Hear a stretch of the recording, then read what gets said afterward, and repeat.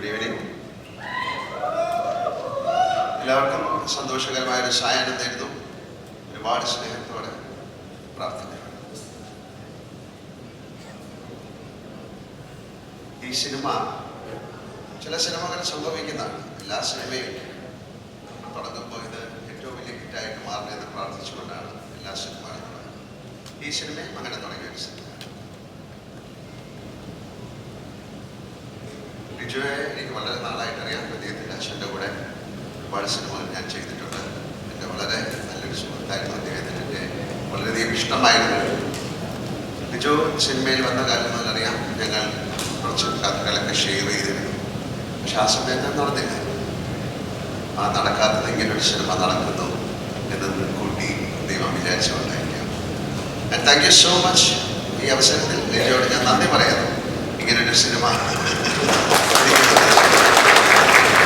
സത്യസന്ധമായി thank you Shibu, Kochumon, Anumon, ഇതിൻ്റെ പുറകിൽ പ്രവർത്തിച്ച എല്ലാവരെയും ഈ സമയത്ത് ഞാൻ ഓർക്കുന്നു.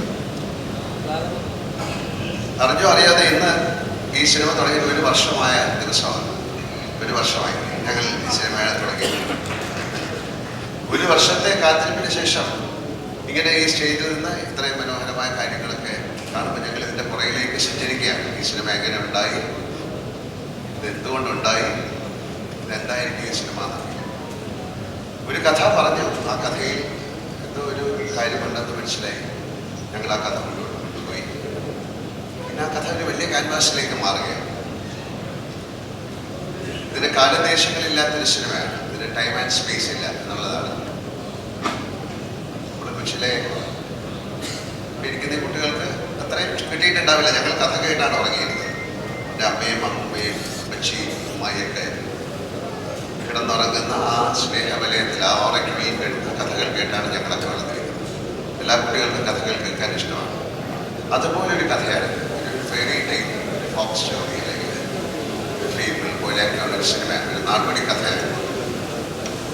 അങ്ങനെയാണ് തുടങ്ങിയത്. അപ്പോൾ അതിന് എല്ലാ ഇമോഷൻസും ഉള്ളൊരു കഥയാണ്. ഈ സിനിമയിൽ പ്രേമമുണ്ട്, പ്രണയമുണ്ട്, അസൂയുണ്ട്, വിഷമമുണ്ട്, റിവഞ്ചുണ്ട്, ഇമോഷൻസുണ്ട്, ദേഷ്യമുണ്ട്, പരിഹാസമുണ്ട്, എല്ലാം. അതിൻ്റെ ഉള്ളിൽ ഒരു ഫിലോസഫിയുണ്ട്. നീ കണ്ടത് നിജം, കാണാത്തത് പോയി.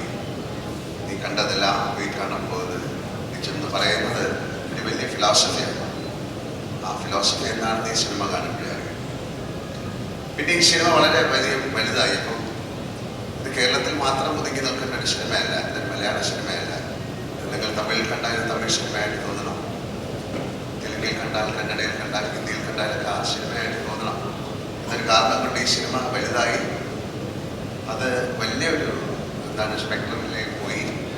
ഞങ്ങളിത് ഷൂട്ട് ചെയ്തത് രാജസ്ഥാനിലാണ് മെയിൻലി, പിന്നെ മദ്രാസിലാണ്, ചിഞ്ചി ഫോർട്ട്.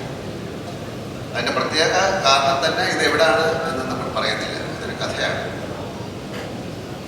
അതിലെ അഭിനയിച്ചിരിക്കുന്നവരും അതിൽ പ്രവർത്തിച്ചവരും ഒക്കെ ഈ സമയത്ത് ഞാൻ നന്ദി പറയുന്നു. കാരണം വളരെയധികം കഷ്ടപ്പാടുകൾ, ഇതൊരു ഏറ്റുപറച്ചിലല്ല, ഒരു കഷ്ടപ്പാടുകൾ സഹിച്ചാണ് ഈ സിനിമ. കാര്യം ക്ലൈമറ്റ് വൈസ് വളരെയധികം പ്രയാസപ്പെടുത്തി. ഞങ്ങളെ പൊടിക്കാറ്റുക, പിന്നെ ഈ സിനിമയിലുള്ള പൊടി ഒക്കെ ഒരുപാട് പേര് ഹോസ്പിറ്റലായി. അതൊന്നും ഒരു കംപ്ലൈൻ്റ് അല്ല. അതിൻ്റെ കൂടെ സഹകരിച്ച് ഈ സിനിമ മുന്നോട്ട് കൊണ്ടുപോയ എല്ലാവർക്കും, ആ സിനിമയുടെ ഭാഗമായ അതിലെ പ്രധാന കഥാപാത്രം അഭിനയിച്ച മോഹൻലാൽ എന്ന് പറയുന്ന ആൾ വളരെയധികം നന്ദി പറയുന്നു. പിന്നെ ഈ സിനിമയുടെ ഏറ്റവും എടുത്തു പറയേണ്ട കാര്യം ഇതിലെ കാസ്റ്റിംഗ് ആണ്. ഇപ്പോൾ ഇവിടെ നൃത്തം ചെയ്ത സൊനാലി ഒരു മറാഠിയിലുള്ളൊരു ആക്ട്രസ്സാണ്. അവരെ ആ ക്യാരക്ടറിലേക്ക് കണ്ടുപിടിച്ചു എന്ന് പറയുന്നതാണ് ലിജോയുടെ കഴിവ്. ഇവിടെ ഇരിക്കുന്ന കഥ അല്ലെങ്കിൽ മനോജ്, ഹരീഷ് സാർ, അവരെ എല്ലാവരും, സുചിത്ര, ഓരോരുത്തരെ പറയാം. ചെറിയ റോള് ചെയ്ത മണികണ്ഠൻ, എല്ലാവരും അവർക്ക് അവരുടേതായിട്ടുള്ള കാര്യങ്ങൾ ചെയ്യാനുള്ള കൊച്ചു റോളായി പോലും രാജീവ് ഒക്കെ ഉണ്ട്. ഇവിടെ ഓരോരുത്തരെ എടുത്ത് പറയുന്നില്ല.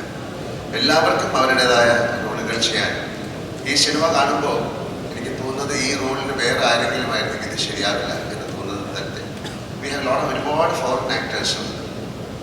അപ്പോൾ അതൊരു 12,000 പേരുള്ള പല ദിവസങ്ങളിലൂടെയാണ് ഈ സിനിമ കടന്നുപോയത്.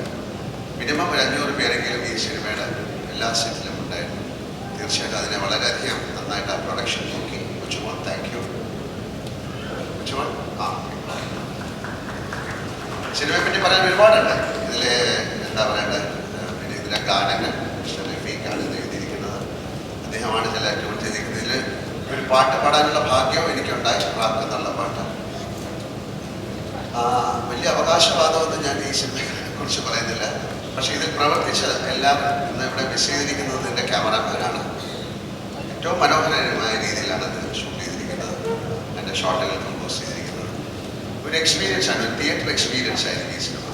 എല്ലാ സിനിമയും തിയേറ്ററിൽ കാണണമെന്ന് ആഗ്രഹിക്കുന്ന ആളാണ് ഞാൻ. പക്ഷേ ഈ സിനിമ അതിന് വേണ്ടി ഞങ്ങൾ ഉണ്ടാക്കിയ സിനിമയാണ്.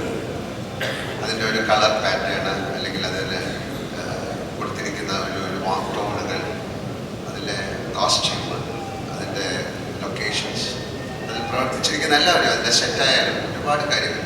സോ അപ്പോൾ ഒരു ആക്ടർ എന്നുള്ള രീതിയിൽ ഞാൻ വളരെയധികം എക്സൈറ്റഡ് ആണ്. കാര്യം ഒരു ആക്ടറിന് അങ്ങനത്തെ ഒരു കഥ കിട്ടുക എന്ന് പറയുന്നൊരു ഭാഗ്യമാണ്. അതൊരു നല്ല സംവിധായകൻ്റെ കൂടെ നല്ലൊരു പ്രൊഡക്ഷൻ്റെ കൂടെ കിട്ടുക എന്ന് പറയുന്നത് അതിലും ഭാഗ്യമാണ്. ഞാൻ സിനിമകൾ നിർമ്മിക്കുന്ന ആളാണ്. ഒരുപാട് സിനിമകൾ നിർമ്മിച്ചിട്ടുണ്ട്. പക്ഷേ ഈ സിനിമയ്ക്കുള്ള ഒരുപാട് പ്രത്യേകതകൾ എന്ന് പറയുന്നത് ഇതിൻ്റെ കഥാപാത്രം, അതിൻ്റെ അകത്തുള്ളൊരു ഫിലോസഫി. അപ്പോൾ ഈ മലയക്കോട്ടെ വാലിബൻ എന്ന് പറയുന്ന ഈ വലിയ മനുഷ്യൻ, വലിയൊരു ഹ്യൂജായിട്ടുള്ള ആൾക്കാർ, വളരെയധികം ഇമോഷണൽ ആയിട്ടുള്ള ആളാണ്. അയാൾ നേരിടാവുന്ന പ്രശ്നങ്ങൾ.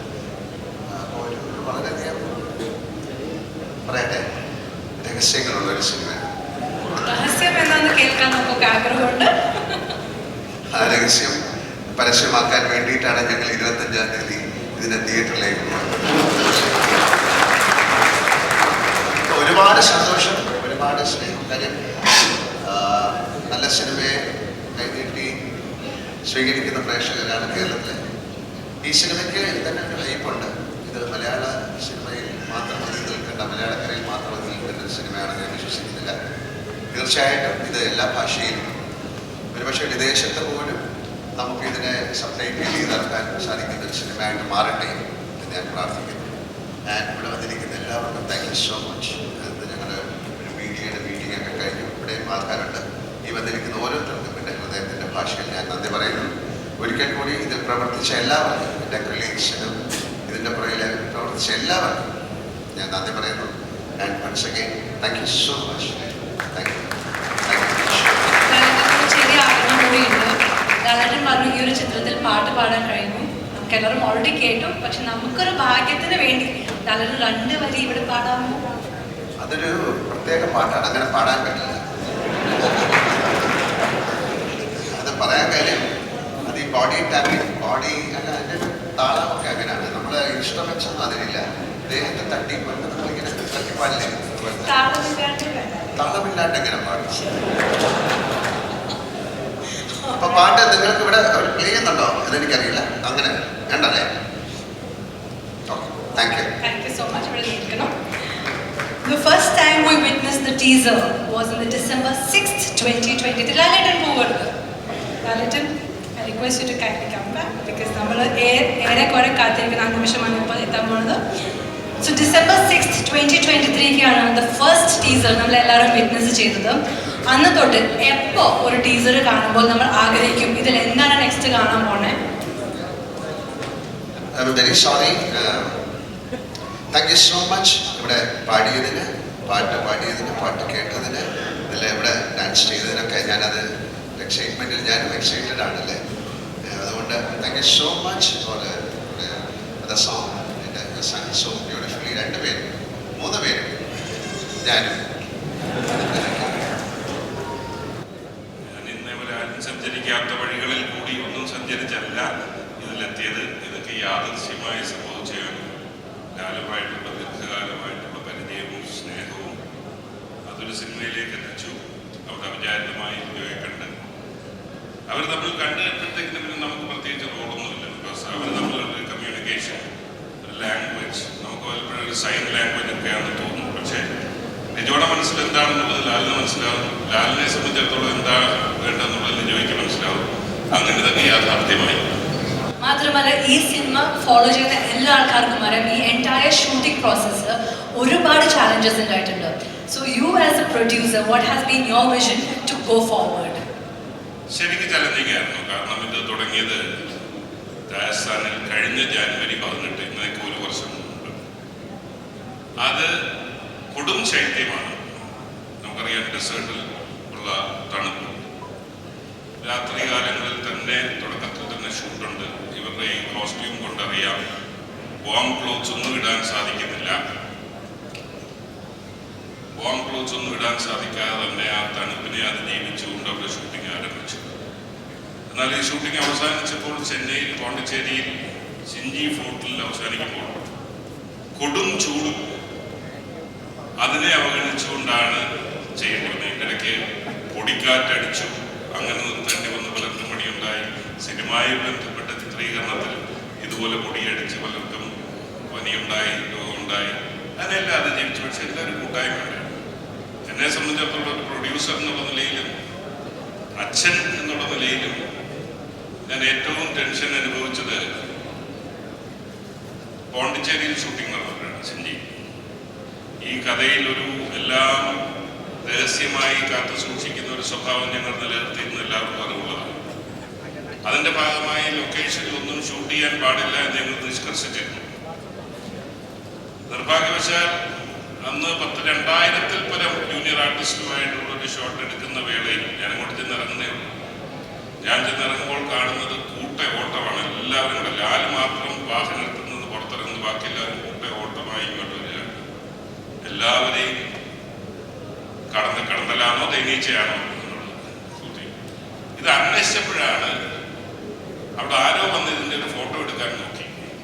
അവിടെ സെക്യൂരിറ്റി നിന്നവർ ആ മൊബൈൽ വാങ്ങിച്ച ആ ഫോട്ടോ ഡിലീറ്റ് ചെയ്തവന്മാർ നോക്കിയപ്പോൾ നേറിയ ഒരു കടന്തൽ കൂടുന്നുണ്ട്. അതിലേക്ക് 4 കല്ല് വലിച്ചെറിഞ്ഞു. ആ കടന്തലെല്ലാം കൂടെ വന്ന് കൊത്തിപ്പതിക്കുന്നത്. മാത്രമല്ല, ഞാൻ പറഞ്ഞ ഒരു മകൻ എന്നുള്ള നിലയിൽ, അച്ഛൻ എന്നുള്ള നിലയിൽ ആദ്യം കാണുന്ന എൻ്റെ മകൻ്റെ മുഖമാണ്. എൻ്റെ മകനാത് പെട്ടെന്ന് മനസ്സിലാകാത്തതുപോലെ കടന്തൽ കുത്തിയിരിക്കുന്നത്. മാത്രവുമല്ല, മണികണ്ഠൻ ഇവിടെ ഉണ്ട്. മണികണ്ഠൻ്റെ അവസ്ഥയും അത് തന്നെ. അതിൽ വന്ന ഒരു ആർട്ടിസ്റ്റ്, ജൂനിയർ ആർട്ടിസ്റ്റിനെ സംബന്ധിച്ചിടത്തോളം ഒരു സ്ത്രീ നമുക്ക് മുഖം കണ്ട ഭയം തോന്നുന്ന നിലയിലേക്ക് മാറിയിരുന്നു. വണ്ടിയിൽ ഇങ്ങനെ ആൾക്കാരെ ആശുപത്രിയിലേക്ക് എത്തിക്കുക. അതുപോലൊരു പ്രദേശത്ത്, ഗ്രാമീണ പ്രദേശ ആശുപത്രിയുടെ സൗകര്യങ്ങളൊക്കെ പരിമിതമാണ്. പക്ഷെ 100-120 പേരെ ആശുപത്രിയിൽ എത്തിക്കേണ്ടി. അങ്ങനെ ഒരു വലിയ ചലഞ്ച്, സത്യം പറഞ്ഞാൽ ഏറ്റവും ആശങ്ക തോന്നിയ ഒരു സന്ദർഭമാണ്. അങ്ങനെ ഒട്ടനവധി ചലഞ്ചസ് ഉണ്ട്. ഈ സമയത്ത് ഇതെല്ലാം കൂടെ പറഞ്ഞ് ബോറടിപ്പിക്കുന്നത് ശരിയല്ല എന്നുള്ളത്. പക്ഷേ സർ, ഇത് ഒട്ടും ബോറടിക്കുന്നതായിട്ടല്ല. But we would all love to hear the experiences. പക്ഷേ സർ, ഇത് വേറെ ദിവസം പറയുമെന്ന് പ്രതീക്ഷിക്കുന്നു. Irrespective of all of that, ഇത്രയും ഒരു മനോഹരം ബ്ലോക്ക് ബസ്റ്റർ ആകാൻ പോകുന്ന മൂവിയിൽ ഭാഗമായിട്ട് thank you so very much. I request you to stay back because we are going to invite the man behind the magic, man with the Midas touch. അക്ഷരാർത്ഥത്തിൽ അതാണ് ശ്രീ ലിജോ ജോസ് പെല്ലിശ്ശേരിയുടെ വിശേഷണം. കലാമൂല്യമുള്ള ചിത്രങ്ങൾ ഒരുക്കുക, അതിനോടൊപ്പം സാമ്പത്തിക വിജയം നേടുക, ഇത് രണ്ടും ഒരുമിച്ച് കൊണ്ടുപോകുന്ന കഴിവുള്ള അപൂർവമായ ഒരു സംവിധായകനാണ് അദ്ദേഹം. Ladies and gentlemen, with a huge round of applause, let us welcome on stage the king of experimental cinema, the master of chaos, the one and only Lijo Jose Pelliശ്ശേരി.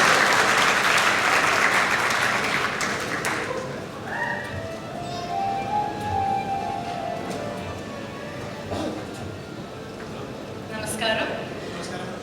ലാലേട്ടൻ്റെ കൂടെ ആദ്യമായിട്ട് പടം ചെയ്തപ്പോൾ മറക്കാൻ പറ്റാത്ത ഒരു അനുഭവം, ഒരു ബ്യൂട്ടിഫുൾ എക്സ്പീരിയൻസ് നമുക്കൊപ്പം ഷെയർ ചെയ്യാമോ? പ്രത്യേകിച്ച് അങ്ങനെ ഒരു ഇൻസിഡൻ്റ് ആയിട്ട് എടുത്ത് പറയാനില്ല. എൻ്റെ സിനിമ തന്നെയാണ് ആ അനുഭവം. കണ്ടത് നിജം, കാണാത്തത് പോയി, കണ്ടതെല്ലാം പോയിരുന്നു, ഇനിയാണ് നിജം എന്ന് മനസ്സിലാക്കുന്ന ഒരു അനുഭവമായിരുന്നു. അങ്ങനെ എനിക്ക് പറയാനുള്ളത്. ഇത്രമാത്രം പറഞ്ഞിട്ട് പോകാൻ പാടില്ല. ഷിബുസാറിനോട് I am sure Shibu sir could also ask something to നമ്മളുടെ man behind the magic. ഞാനതിൽ പറഞ്ഞില്ലേ, ഇവർ തമ്മിലുള്ള ഏത് ലാംഗ്വേജിലാണ് സംസാരിച്ചെന്ന് എനിക്കിപ്പോഴും മനസ്സിലായിട്ടില്ല. കഥ പറഞ്ഞ് തുടങ്ങിയപ്പോൾ മുതൽ 10 മിനിറ്റിന് ആ കഥ തീർന്നു. അത് കഴിഞ്ഞ് എന്തൊക്കെയോ സംസാരിക്കുന്ന ആ ആശയം ഒരു വലിയ കഥയായി മാറുകയാണ്. Through out the movie